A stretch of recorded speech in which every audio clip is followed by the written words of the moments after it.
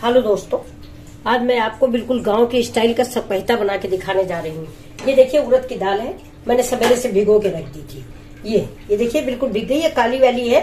इसका छिकला भी इसने छोड़ दिया, लेकिन हम छिकला फेंकेंगे नहीं। और ये देखिए ये मेरी पालक है। पालक आजकल सस्ती हो गई है, कल एक दरवाजे पे 10 रुपए किलो दे दिया था। ये देखिए पालक बहुत अच्छी है, बहुत ग्रीन ग्रीन। देखिए ये मैंने महीन महीन काट के रख ली।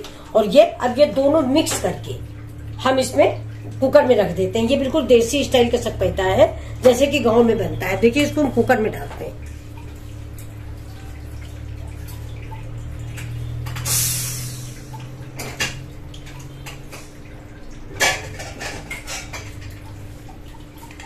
ये देखिए ये मेरा पानी गर्म हो गया है।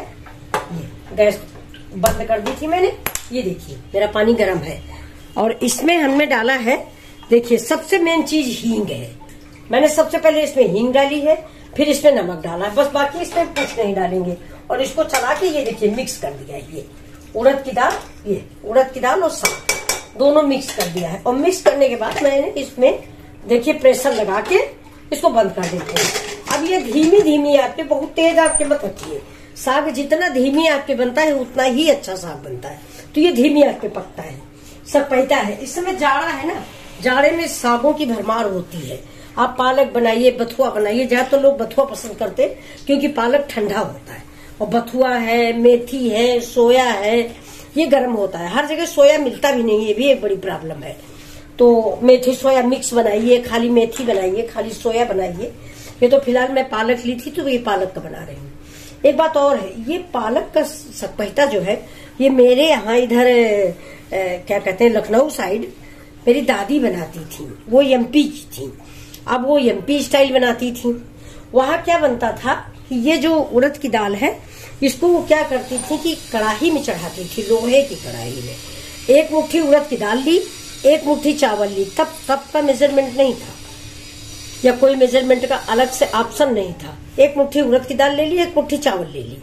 और वो अंदाज इतनी परफेक्ट होती थी कि वो चावल अगर उन्होंने एक मुट्ठी लिया है तो 1 कप ही है, दाल उन्होंने लिया है तो 1 कप ही है।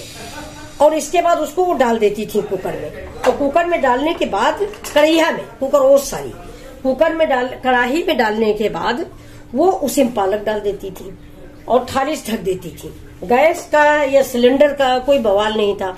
चूल्हा जलाती थी, लकड़ी लगा देती थी और वो धीमे धीमे धीमे धीमे पकते हुए चावल और उड़द की दाल उस पालक में मिक्स हो जाती थी।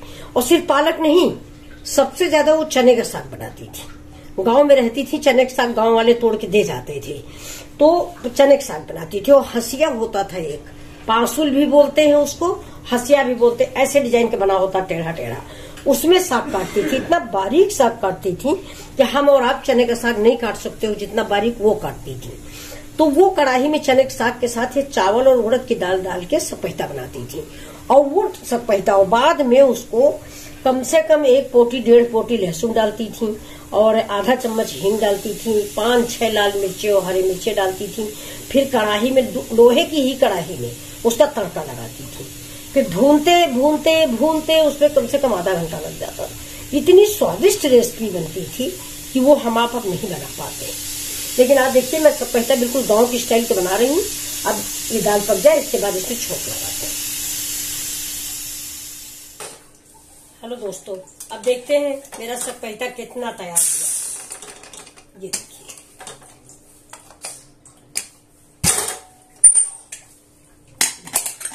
ये जैसा हमें चाहिए वैसा ही ये तैयार हुआ है।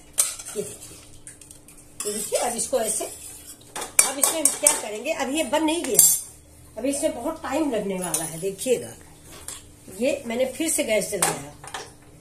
ये देखिए अब हमने लिया है इसमें चमचे में, ये देखिए ये इतना सा पानी, ये चमचे में बाद। और आपके पास तड़का पैन है तो आप उसमें ले लीजिए, मैंने इसमें लिया है। इसके बाद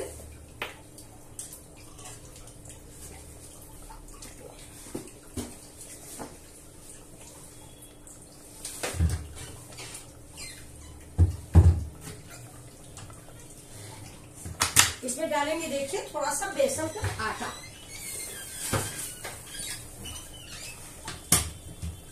ये देखिए, ये जो है थोड़ा सा 1 स्पून इसमें बेसन का आटा डालते हैं। ये ज्यादा नहीं, 1 स्पून। ये अब ये आटा इसमें घोल देते हैं ऐसे। अब इसके अंदर ये देखिए, इसको डालते हैं दाल में, चलती हुई दाल में। बस इसको ऐसे ऐसे थोड़ी देर चलाइए जिससे गांठें न पड़े। ये इसलिए डाला जाता है कि इससे हो जाता है ये सकपैता मिक्स, एक में मिक्स हो जाता है। दाल और साग जो अलग अलग होता है, ये जब बेसन, उसे बेसन का नहीं लगाना चाहिए। मैं आपको बताऊं, तड़का ये अरिहन बोलते हैं इसको हमारी तरफ। तो ये जो अरिहन होता है, ये ज्यादातर मक्के के आटे का लगाया जाता है, या बाजरे का आटा हो या मक्के का आटा हो, ऐसे आटों से लगता है, मोटे अनाज से। तो मक्के का आटा था नहीं, तो हमने इसको बाजरे उसके बेसन का थोड़ा सा अरहन लगा लिया। ऐसे आप भी अगर नहीं है तो गेहूं के आटे लगा लीजिए। मतलब इसको मिक्स होना है, साग और ये पानी ये अलग न रहे, दाल और साग इसकी अलग न होने पाए, इसको आप मिक्स कर लें। ये देखिए, अभी पक गया। इसके लिए हम तड़का तैयार करते हैं। आप देखिए तड़का,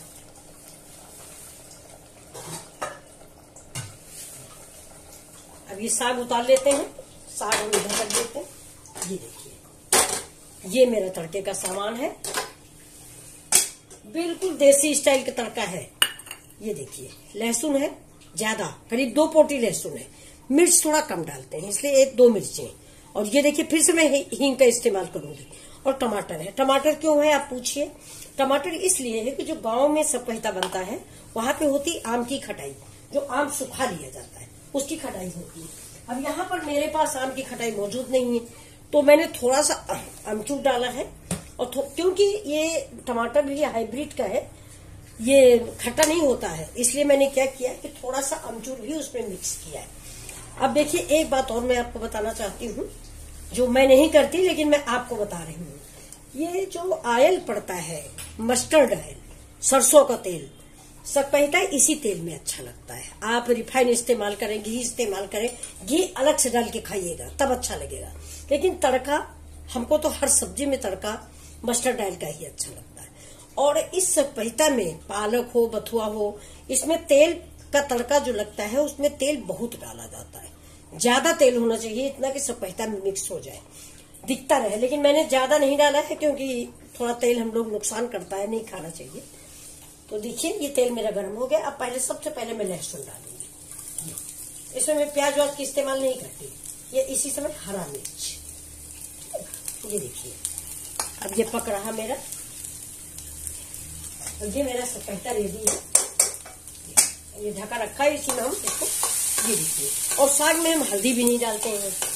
डालते हैं लोग जब वीडियो बनाना होगा, कोई दूसरी सब्जी बनानी होगी तो डाल देंगे वीडियो के लिए। वैसे आप खुद ही सोच लीजिए, हरे साग में जितना हरियाली अच्छी लगेगी, हल्दी का रंग इसमें आएगा नहीं। कोई कलर डालो या कुछ भी करो तो भले आ जाए।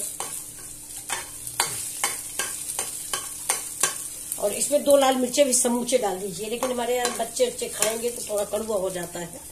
अब इसमें देखिए थोड़ा सा हींग का टेबल, हींग मैंने उसमें भी डाला था, मेरी हींग पर गई। अब गैस हो जाएगी इसलिए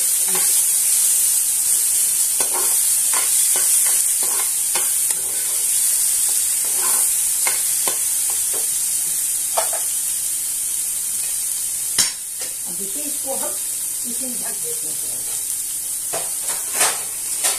देखिए, मैंने बड़ी थाली ले ली है, इसे तोड़ कर ढक देंगे इसको, जिससे ये साग जो है इसकी महक ना बाहर निकलने पाए। ये क्योंकि तड़का मेरा रेडी है, तुरंत ढक दिया। अब इसकी जब तक जितना धुआं है इसके अंदर, वो सब इसी के अंदर चला जाएगा। जैसे आजकल देखिए होटलों में शेफ लोग दाल में तो कोयले के तड़के का धुआं देते हैं, कोयले के तड़का आग में रख के उसमें घी डाल के तब उसका महक लाते हैं। तो ये पहले गाँवों में ये सिस्टम था, अब हम लोग भूल गए हैं। नहीं, गाँवों में जो फ्राई किया जाता था, तड़का लगाया जाता था मट्ठे का या जिस चीज का, तो ऐसे ढक दिया जाता था। अब ये जब ठंडा हो जाएगा, जब इसकी सारी महक निकल जाएगी, तब ये थाली उठाई जाएगी। लेकिन मैं उठाती हूँ क्योंकि मुझे वीडियो बना रही हूँ, मैं आपको दिखाऊंगी, इसलिए। ये देखिए, ये देखिए मेरा तड़का, सुंदर सा तड़का देखिए। अब इसमें बताइए हल्दी वल्दी की क्या जरूरत है, हल्दी की और उसकी क्या कहते हैं कश्मीरी मिर्च की। ऐसे ही देखने में कितना टेस्टी लग रहा है। ये देखिए आपको कैसा लगा बताइएगा दोस्तों। अब इसके ऊपर थोड़ा सा हम देखिए धनिया डाल देते हैं। ये देखिए, ये बहुत लोग, ये देखिए बहुत लोग धनिया भी नहीं पसंद करते। देखिए अब बताइए आप कैसा लगा, अच्छा लगा? बिल्कुल देसी स्टाइल है, ऐसे ही मेरे घर में बनता है ये गांव में। ये देखिए, तो मैं भी वैसा ही बनाती हूँ, बच्चों को भी वही अच्छा लगता है। ये देखिए कितना टेस्टी है। ये उड़द की दाल का है, उड़द की दाल पालक, बिल्कुल सिंपल। थोड़ा सा इसमें तेल कम है, आप डालें तो तेल ज्यादा भी डाल सकते हैं, लेकिन तेल ज्यादा डालने की जरूरत नहीं। जो स्वाद ऐसे है वो ज्यादा तेल क्यों खाएं, कोलेस्ट्रॉल बढ़ाएं। देखिए अगर आपको मेरी ये रेसिपी पसंद आई हो, यानी देसी सकपहिता पसंद आया हो, तो लाइक करें और सब्सक्राइब भी करें। कमेंट भी दें कि अच्छा है कि बुरा है। आप बच्चे हो, समझाओगे तभी तो हम समझेंगे ना, है? अब कुछ करना तो है ही है। तो चलिए देखिए, मैं मिथिलेश भदौरिया लखनवी रसोई से आप सभी के कमेंट के इंतजार में।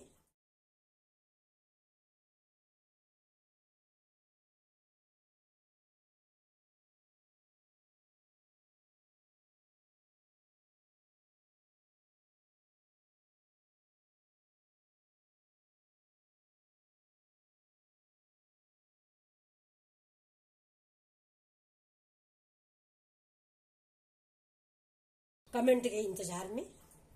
Please please, thank you for